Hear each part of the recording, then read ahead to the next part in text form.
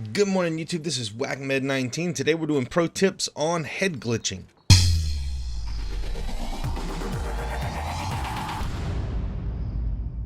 Head glitching, or clipping as it's properly called, and we're going to try to call it clipping from now on to the rest of this pro tip video, is putting cover between you and your enemy. And the theory is that it hides your hitboxes, and this is true.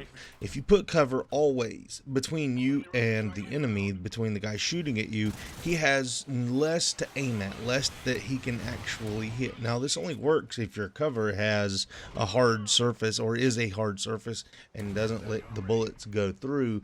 Certain things in this game will allow the bullets to go through, although they take a huge penalty in damage that they will deal on the other side. So they do less damage, but you want something that's hard that doesn't let the bullets go through at all. Now, most of the strongest head glitching places are either exposed to the sides really well, like thinking of the middle hill in Prison Break, where you can use the stumps to cover a lot, and this is a really strong head glitch. However, it's open to both sides. Or they're very strong clipping places that are on the edges of the maps, where they are covering sight lines that are not as deep, that are not as long, and are lower traffic areas. Someone's going to call you a camper. If you get called a camper, laugh at this person, mute them, and continue on. This is a proper way to play.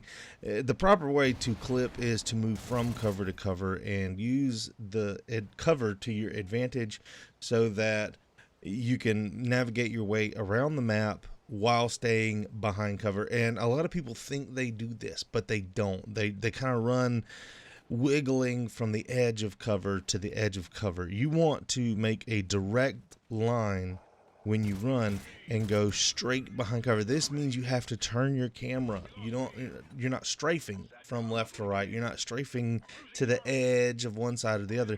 You're actually physically turning your whole player and moving that direction so that you can make it to cover. You're making your whole focus that means that you have to be confident in what the other players are doing. You have to be confident in what the enemy is doing, so that you can recover your sight lines, because you may have to take your eyes off of him to maintain your cover. This is a smart way to play.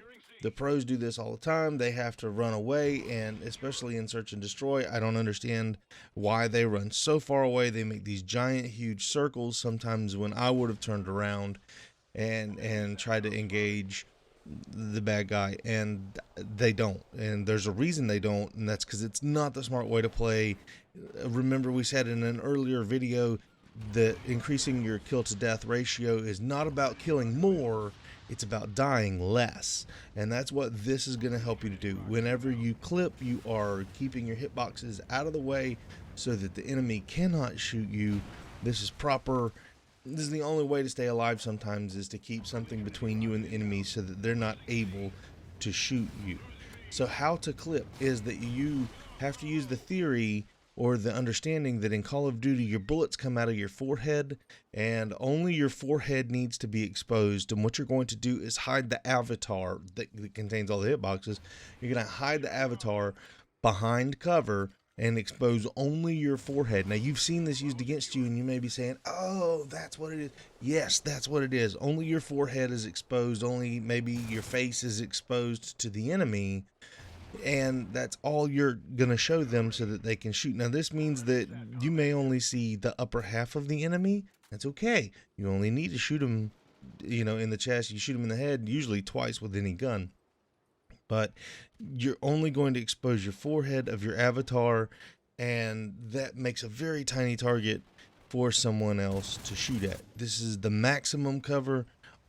Try to do this whenever you can, and that's great. Now, what's sad is that there's no worming in Ghosts. Worming gave you a mobile place to be able to clip and to hide behind your riot shield. Now, worming, I have a whole series on this that was wildly successful thanks to the Worming Nation, where you go up and you throw down your riot shield and you hide behind it, and you could see, and then you pop your head up and you shoot. This is very, very strong tactic. Riot shields are used for something completely different now in Call of Duty in Ghosts, but you can't hide behind them and pop your head up and shoot But the same theory that you're doing mobile worming, you're doing clipping here, hiding behind cover, poking your head out so that you can shoot. Remember to try to use your contextual lean. Remember that the arrows light up with yellow or whatever color they are on your screen so that you can pop your head out. And this is going to be better because when you get killed by someone who's popped their head out, they're doing a side clip,